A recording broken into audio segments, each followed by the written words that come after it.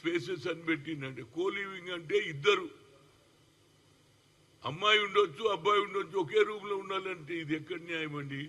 దీని మీద మా ఎవరు మినిస్టర్ ఉన్నాడు కదా శ్రీధర్ బాబు, ఆయన సాఫ్ట్వేర్ మినిస్టర్ కాబట్టి దీని మీద ఆలోచన చేయాలి. ఇవాళ స్కూళ్ళు కూడా కాలేజీలలో కూడా ముఖ్యంగా హాస్టళ్లలో లేడీస్ హాస్టల్ వేరుంటుంది, మగవాళ్ళ హాస్టల్ వేరుంటుంది.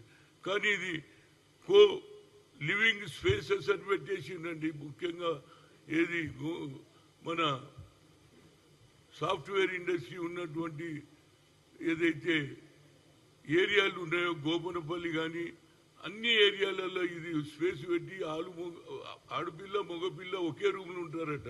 ఇది ఎక్కడ న్యాయం అండి? దీని మీద కొద్దిగా ప్రభుత్వం ఆలోచన చేయాలి. ఈ సిస్టమ్ బాగలేదు.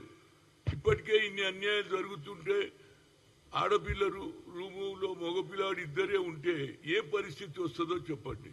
దీన్ని కూడా ప్రభుత్వం ఆలోచన చేయాలి.